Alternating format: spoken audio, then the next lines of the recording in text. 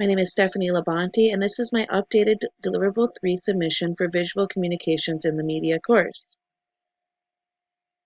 I have been tasked with the job of creating 2 separate logos for my company, Treasured Moments, a wedding boutique that serves customers on a global scale.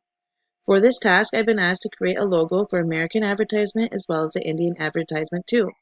The first thing I wanted to do was ensure that my imaging matched the industry my company falls within.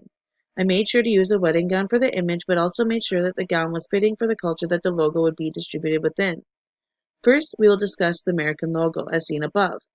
I have included 2 different sizes of my logo to demonstrate the scalability of the logo. No matter how big you need to make the logo, the message being delivered remains the same and the logo is not compromised. I chose the image of a bride and groom together because of its ability to be recognized for what it is and the connection it has to the business concept in general. I chose to use a silhouette for the people in the image so that we were not just inclusive to one race or another. It's important that all races feel a connection with the logo, and by using a silhouette, we reduce the probability of any person feeling not included or that this company is not for them. I chose a bold font because of its ability to stand out from far away and its ability to grab the viewer's eyes. In America, white is a color that is associated with weddings and the idea of purity. Black is a color that is often connected with formal wear, which is part of the business's operations, so I found it rather fitting overall.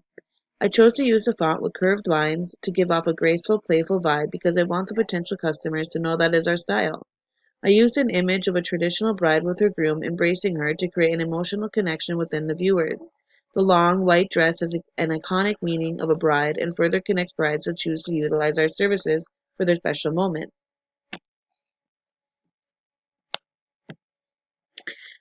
When considering the Indian logo, I wanted to be sure to remain using an image that represented marriage within their community.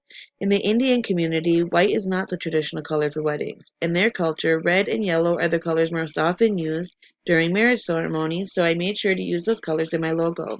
I also made sure that I used an image that was of a man and woman from that culture to fully connect potential clients to my logo. Within that culture, potential customers would know immediately what business we are in and what services we provide. I chose to use images of people without faces so that potential customers had an easier time picturing themselves within our logo. Again, I ensured that my logo was scalable and that no matter the size of the logo, that the integrity of the logo would remain unscathed.